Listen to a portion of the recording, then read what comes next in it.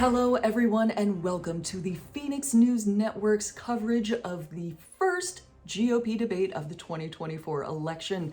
I am your host, Andrea Bridges-Smith, and with me here is our chief Republicans at Podium's correspondent, Austin Dotson. Thanks for joining me. Thanks for having me tonight. I'm really excited to be here. I can't wait to get into this nightmare as it unfolds. Yeah, I'm vaguely nauseous myself. So first off, let's just sum up the entire debate in one word. What one word would you use to sum up this debate? In one word, I would say this debate has been about ideas put forth and really just driven home. Austin, you really got to get we just wanted one word. Tim Scott, we're going to let you finish. Can I just one word? Well, I really think that it should, I respect that we want to do in just one word. I understand that. I understand. And you're going to get plenty of time. I was referred to by name, and I think I'd have the opportunity to say this for myself here. I was going to use the word spicy. Oh, that's a good one. I think it was pretty spicy, actually. Very spicy. So, obviously, there were a lot of fucking people on that stage tonight. Just so many, some might say too many. I think Trump said there were too many. Yeah, there were a lot of fucking people on that stage.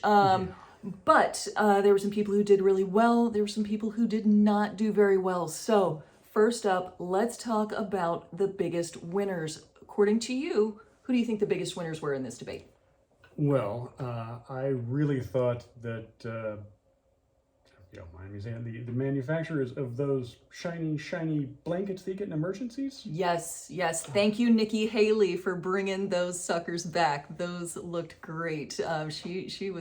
She looked like a baked potato up there, didn't she? Oh my God, gorgeous. So much. Fantastic. Gorgeous. Look. Real I love red it. Carpet. Yes. Red carpet. Yes. How about you?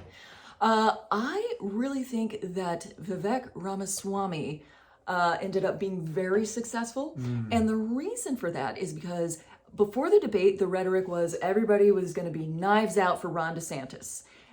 Nobody fucking talked about Ron Not DeSantis. even a little bit, no. Everyone went after Ramaswamy like crazy, which made him look like, the one to beat in the field. So I think Ron DeSantis might be feeling a little bit nervous.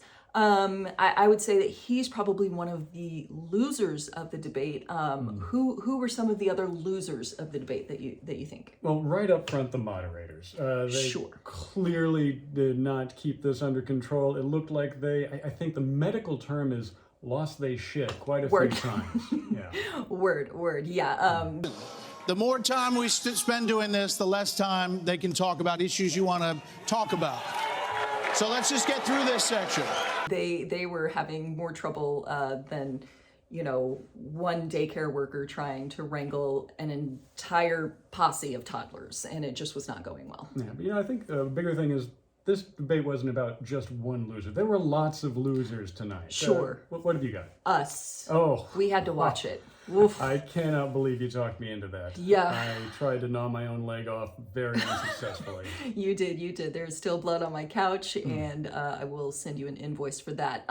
Some other losers in this debate. Asa Hutchinson. Night. Oh, yeah. Sweet dreams. Oh my God, that motherfucker was boring. Yeah. Boring, and he looked like maybe he chopped up some jalapenos right before he showed up and then accidentally rubbed his eyes. Those looked inflamed. Might have popped a vessel somewhere in the night. Hard to say. And I don't know if you could say I would care. Kind of okay with it. Yeah. Tim Scott. Tim Scott seems like a nice dude. He didn't really have any breakthrough moments. He didn't really have like a ton of energy. He didn't really have any zingers. Nobody was really fighting with him. Just didn't seem that relevant, don't you think? No, not at all. I think of Tim Scott in the same way I think of like those sweet potato fries. Yeah, I don't care. Yeah, they're on the menu everywhere, but I'd just rather have the regular ones. It's something for me to not choose. Yeah, exactly. Doug Burgum. Who? Yeah, exactly. I think I'm pronouncing that right. Could be Flurgum. I don't know. He just didn't seem that interesting or compelling, and I'm happy to continue not knowing who the hell he is. Well, if he was that other guy up there, might have been a janitor or something, kept going on about China. He's the China guy. He said China a lot of times. Okay. He's really upset about guy. China. I think that's part of his campaign strategy to diversify his fundraising base, not just sticking to the U.S. The Taiwanese, they have money too. They are going to want to give it to somebody, and whoever that guy was might be a good option for them. Doug Flurgum. Remember that name. I think another loser in this debate, not just Doug Burgum, but people's eyeballs that had to look at his shiny, shiny, shiny shirt. What was up with that shirt? Well, I mean, on one hand, he needed people to notice that he was there. This is true. But sadly for all of us who noticed him on occasion, and I've got those little dots in my eyes that just won't go away now. Yeah. And God, I wish they would. Lot of eye dots going on after that shirt. Let's talk about kind of the stakes for everyone going into this debate. There were kind of a few different motivations here. So you had Ron DeSantis, who was trying to just keep his campaign from crashing into a ditch and then hitting, some kind of gas pipeline and then exploding in a big fireball. Sorry, what were you talking about? Can we talk more about that? We'll cover that later. Fanfic Yes. afterwards. It's going to be good. Chris Christie came to yell at Donald Trump in kind of a weird version of scream therapy. It's a lot of men's retreats do that now. Sure. You rage out what you're angry at and what you want you want their money. Yeah. Not for them to have it, but for you to have it. Right.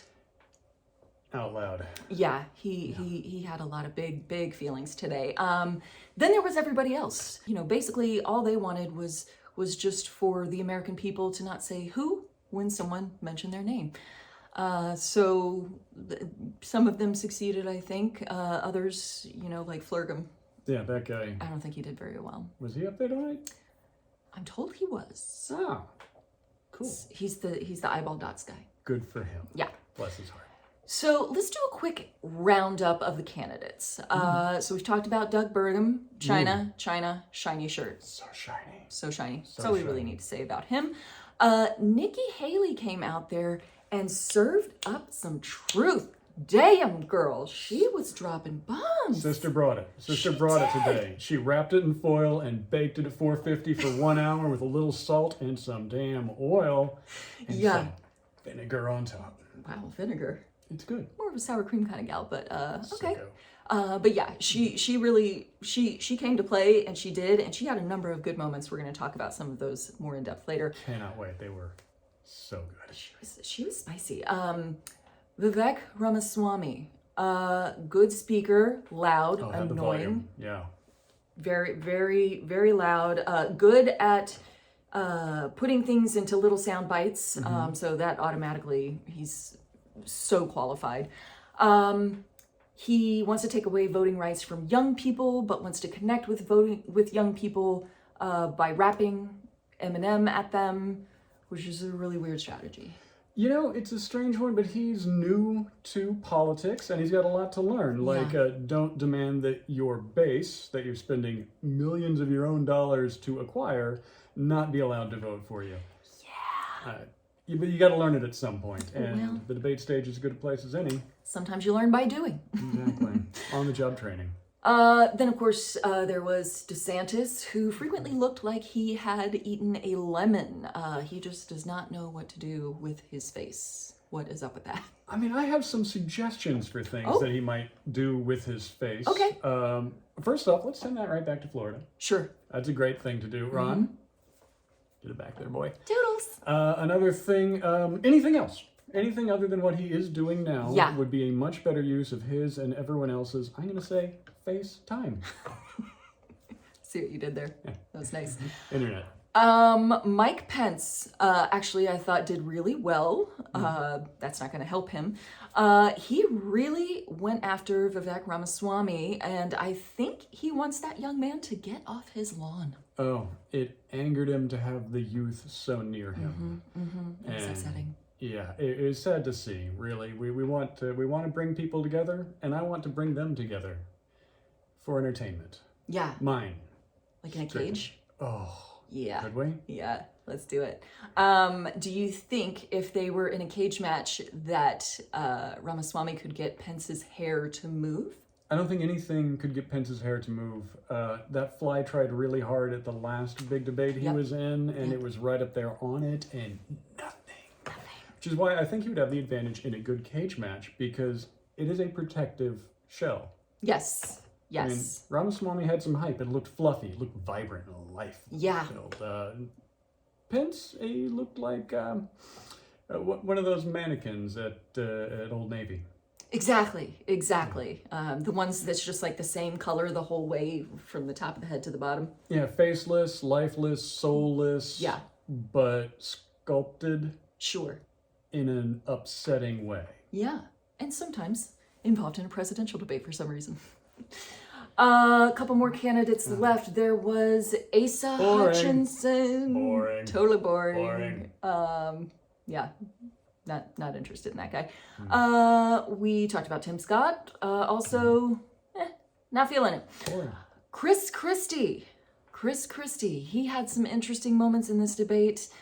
I am left with the very uncomfortable feeling of liking him more than I want to, and it feels really icky, and I want to wash that off. I mean, I know what you mean. I felt the same way, and I do feel that sort of Jersey greasiness on me now. But don't worry. He did very well this debate, which means we're going to see more of him. This feeling cannot last. Yeah, I suppose that's true. So let's talk about some of the key moments that happened during the debate. So number one that I want to talk about is everybody was talking about the economy. Comes to Nikki Haley, and she just straight up blames Trump for spending too much during his administration. That no one is telling the American people the truth. The truth is that Biden didn't do this to us. Our Republicans did this to us, too. When they passed that $2.2 trillion COVID stimulus bill. Trump and bots. Oh, shit. What did you think when you saw that? I think she did not read the name on the debate being the Republican debate. She might have wanted to check her notes before going into her headlining points. Right. Because... Yeah, Team Biden was definitely scribbling that down furiously after she said it. They did that nice advertisement for Biden right up front where he got to talk about how well he's done. Right. And then they send out Nikki Haley to just remind us all how poorly Republicans have done. Just really hammered it home. It was a 1-2 punch. Yeah, I liked her. I don't like her, but I liked her doing that specific thing. Let me be very clear. Yes, she is a nightmare, but even in some nightmares, you have those little parts where you're slightly getting away from the bad guy for a second. Yeah, and she was like that. Yeah. Another key moment was Chris Christie responding to Vivek Ramaswamy, saying he had had enough of him. And then he called him, he said he sounded like ChatGPT and compared him to Obama. I've had enough already tonight of a guy who sounds like ChatGPT standing up here. And the last person in one of these debates, Brett, who stood in the middle of the stage and said, "What's a skinny guy with an odd last name doing up here?" was Barack Obama, and I'm afraid we're dealing with the same type of amateur standing on stage tonight. I loved that because not only was that hitting him on his level, that youth level, right? But he had to look up ChatGTP or have one of his people tell him what it is and say this when you're out there so that he could use it. I bet he still doesn't know what it is, but I'm so glad he put it in there. It made my evening. Yeah, ChatGPT was on no one's debate bingo card, but if China was on your bingo card or tax cuts, then you're probably dead from drinking too much. If it was a drinking bingo, which it should be. They all should I be. assume It's politics, not sobriety. Yeah, you guys aren't watching this sober, right? Okay, another key moment coming from Nikki Haley again, who really had a lot of zingers tonight. Trump is the most disliked politician in America. We can't win a general election that way. She just came out and called Trump completely unelectable, which ironically made her completely unelectable. I know, she will never get the vote now, and I do both appreciate the probable accuracy of that, along with the complete inaccuracy given that he was elected. It just, I mean, it works on a lot of levels. Yeah, yeah. And I found that amazing and beautiful. It was like a haiku, in that it was boring, but I enjoyed it. Interesting. Your poetry review, soon to come. Back over to Vivek Ramaswamy, this time getting attacked by Mike Pence. I'm not sure I exactly understood Mike Pence's comment, but I'll let you all parse that out. For me, it's pretty simple. That's something a U.S. president can do with focus, and I'll deliver on it. Well, let me explain it to you. Let me explain it to you, Vivek, if I can. I'll go slower this time. Oh, that is years of statesmanship coming out all at once. It was truly a beautiful moment. And I hope that Vivek learned something important from that, which is, shit, don't give him the easy ones, because they're going to take him. He actually does know what he's doing when he's speaking publicly. He doesn't know about the flies, but he knows about the speaking. Yeah, that's kind of the annoying thing about Mike Pence is he's competent. I disagree with him on every single level. Every level. But he's competent. Yeah, he's like the bad guy with the good plan, like it's gonna work, and all the good guys are probably gonna get trapped in a death trap. But you sort of got to admire his planning. Yeah. Preparation. Good work on that one. Yeah. I hate to say it. Credit's where it's due. Yeah. One other moment between two people who had a lot of key moments tonight, and that was Nikki Haley and Vivek Ramaswamy, who were sparring a little bit on foreign policy. Of a professional politician. There you have it. Your watch, so the reality make America less safe. You have no foreign policy experience, and it shows. And you know what? The foreign policy. Woo! That slap fight was among the best Ramaswamy, slap fights of the evening. Yeah. And there were many. Yes. But that one, it was slap, slap, slap, stab in the heart. Yeah, that one got a little stabby at the end. I was very happy to watch it. It was fun. The last key moment that I want to talk about before I start talking about someone else. We won't say who. We will in a minute. The last key moment I want to talk about is towards the end, during the lightning round. Chris Christie gets the alien question, and he gets really upset about it.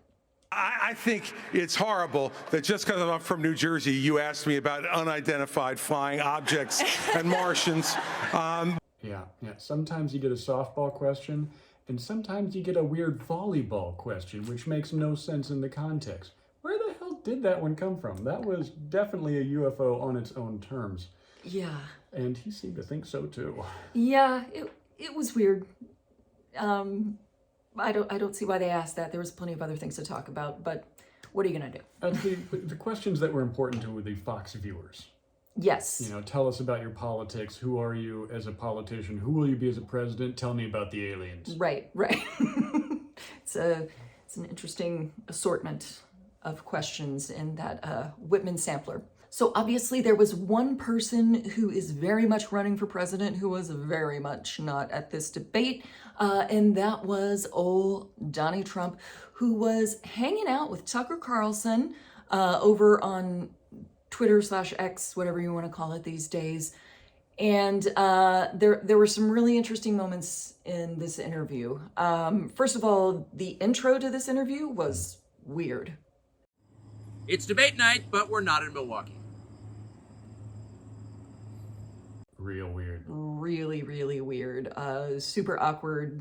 Not good weird. Not funny weird, just I feel a little dirty weird. Yeah, it was bordering on creepy. Trump, of course, did his greatest hits, stolen election, wokeness is bad, etc., all the usual suspects. One thing that I liked about this pair together, they had a great time together.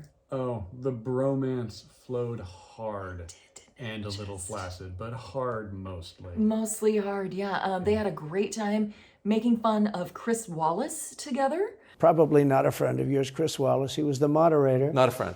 I said, why is it he wants to be Mike, but he doesn't have the talent? It's one of those bitchy little man. He wanted to be his father, but he didn't have the talent of his father was great. His father, little fussy man. Did you see that coming? Why Chris Wallace? Yeah, well, it was pretty interesting. But they just, you see them laughing, smiling, enjoying each other's company. What more could you want out of a hard-hitting news interview? Sundresses. With pockets. Oh, I love the pockets. Gotta have the pockets. A couple of other weird moments. Trump was talking about Kamala Harris and the way she speaks. And let's take a look at this clip real quick. Oh, yeah. She seems pretty senile, too. She speaks in rhyme. It's weird. It's weird. But she has bad moments. And in rhyme? What do you... Well, the way she talks, the bus will go here and then the bus will go there because that's what buses do. And it's weird. The whole thing is weird. This is not a president of the United States future. All right, Austin, did you have any idea what the fuck that meant? No, I was hoping the clip would help. I feel like I'm missing something, but I think I'm not the one missing something. Yes, I think you and me and Tucker Carlson are all on the same page with that one, which is another really weird, unsettling thing to say. Very much so. Oh. Please don't say that. I don't like that feeling. I don't like that feeling. One funny thing that happened, Trump was talking about Asa Hutchinson, but he doesn't call them that. No? What does he call him? Well, take a look. I call him Ada Hutchinson. It's Asa, but I call him Ada. Why do you call him Ada? I could tell you, but I don't want to get myself in a little trouble. Why on earth would he not just say why? I'm baffled. Is it the Americans with Disability Act? Is he adding? I don't know. Did he maybe go out on a limb with that name, hoping that in the moment he'd come up with something and couldn't come up with anything? It was like, what's my favorite part of the Bible too? I just don't talk about that. I don't talk about that. Batman. Yeah, I think you probably hit the nail on the head there. I think that's exactly what happened. His brain just fritzed in real time, and we all saw it on Tucker Carlson's account on X. Hard-hitting investigative journalism interviews that are going to last a lifetime of laughs. Yeah. He also went on about the Panama Canal for a very long time. For some reason, he said that basically liberals have declared war on water coming out of your faucets. It's true, we have. Sure, we all agreed on that at the last meeting. We are ruining America with electric cars. Check. Yeah, definitely. That was definitely in the plan. And windmills. Oh, God. I cannot wait to just force windmills on everyone. Yes. And those birds. Yeah. You need more cancer. Yeah. We are definitely in the pocket of big windmill cancer birds. That's us. We're coming for you. Yep. Gonna use up all the wind. There is a moment where Trump is talking about how bad Biden is, which of course he is. Clearly. One of his greatest hits. And you can watch him make up this conspiracy theory on the fly. Let's take a look. I actually believe he's compromised because China knows so much about him. They know where the money comes from. They know where it is, who paid it, and they probably paid it. Well, they do pay Penn, and he gets $1 million. I think he takes $999,000 because, keeps it a little bit under $1 million, like by $1. But he, in many ways, is a Manchurian candidate. We have a Manchurian candidate, and he's afraid to tell Russia to get out of Cuba. So did you see the wheels turning there, where he just suddenly decided he's a Manchurian candidate? Yes, that's what that, you could just see that necessity being the mother of invention of a falsehood. Yeah, I feel like I know what he watched on Netflix last night. Yeah. But it does make me question, are we picturing Denzel Washington situation, or is this strictly Angela Lansbury? It's an excellent question. He's, I don't know, he seems like kind of a Denzel fan to me. I mean, who isn't? Yeah. But then again, Angela Lansbury. Hot. maybe we should pass the time with a game of solitaire. Yeah, that sounds like a plan. The last thing that I want to call out from that interview, I found this extremely weird, and I'm a little bit worried that Tucker Carlson wants Donald Trump to die. Let's take a look. So what's next after, try to put you in prison for the rest of your life? That's not working. So like, don't they have to kill you now? I mean, the next stage is violence. Are you worried that they're going to try and kill you? Why wouldn't they try and kill you, honestly? So the weird thing about this is he keeps saying it. He keeps saying, like, do you think people are trying to kill you? Do you think people are trying to kill you? He says it a couple different times. And, as we've seen in the Fox News court documents, this man is no fan of Donald Trump in real life. He actually does not like him at all. He's just pretending to very hard on television for ratings. It's starting to feel like he's maybe hopeful for that outcome. Is that what you got out of it? Well, very much so. Tucker is, the core of the Fox News thing, which is if we repeat it enough times, we will. They're putting it out in the universe. He's manifesting. Yes, he is very much manifesting in real time on television in a way that is arguably not prosecutable. Yeah. But maybe. Who knows? I mean, I'm willing to test this theory. Whatever happens, happens. But if something does happen to Trump, then I would like to think that we could get rid of Tucker Carlson too. All right. Do we want to manifest I don't know, some sort of natural disaster, maybe an avalanche of sharks? Oh, avalanche of sharks would be good. Falls down on both of them while they're eating lunch, maybe? I feel like we should aim a little lower. If fate was going to get these guys, I think that would have happened. Let's go with a bit more, bunch of accidents. Okay. I'm picturing them having an interview, right? Okay. Picture it, blur it, picture it. Yeah.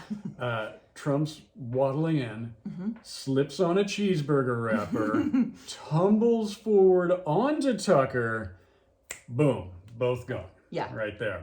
And then can we still do the avalanche of sharks on top of that? I think we need to make sure. Okay. Yeah, let's double up. Do your thing, universe. Nuke that site from orbit. It's the only way to be sure. Exactly. Okay. So let's get back to the debate. And, well, I wish we didn't, but it's called the debate special, so. We do this for you, America, and elsewhere. You're welcome. So there were 8 people on that stage. There was one guy that was not there. There was a bunch of other losers who no one cares about.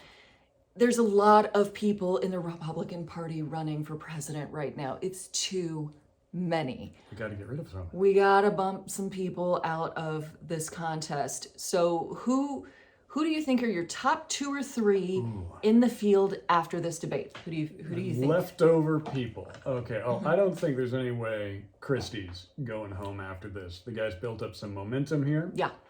I think Nikki Haley is going to be around for at least entertainment. Yes. And as long as, let's assume that maybe Vivek doesn't make it. He's got the money to make it, but assuming he doesn't because he's batshit crazy too, I think they're going to want to keep Nikki Haley around as someone to kick around. Sure, that makes sense. What do you think about Ramaswamy being a possible running mate for Trump? Ooh, I mean, a terrible match.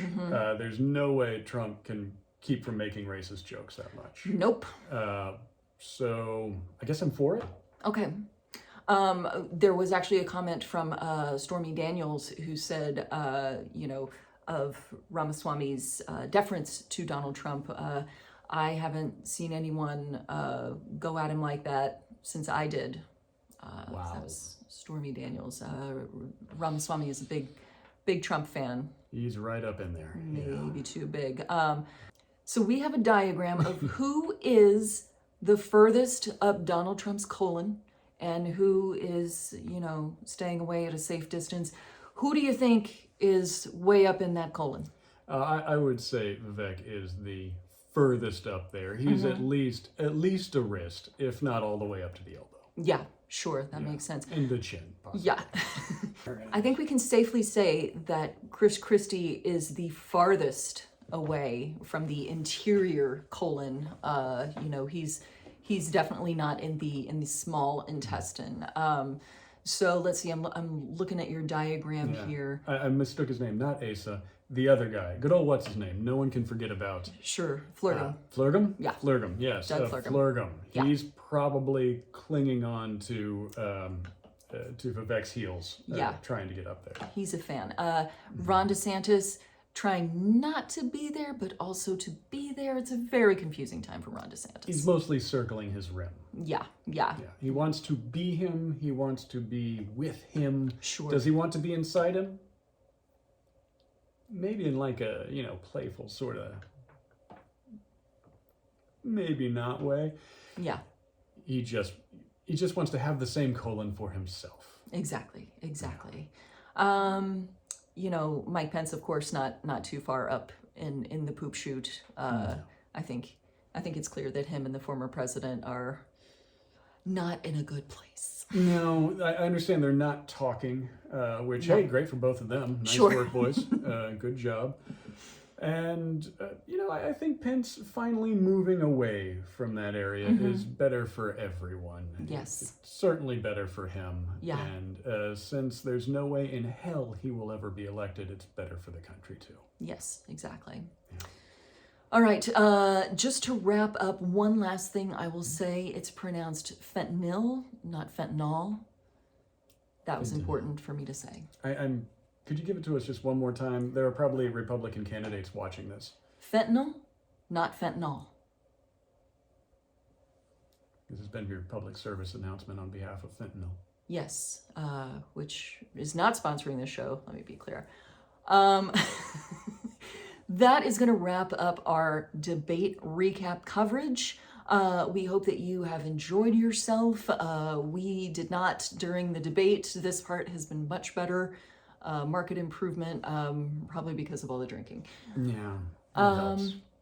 We will. We know that in the next little bit, you are gonna see a mugshot. It's gonna be a big deal.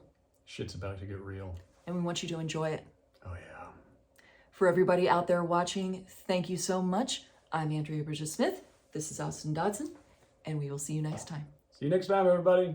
I'm sorry you had to watch that. Not this, that. This was good.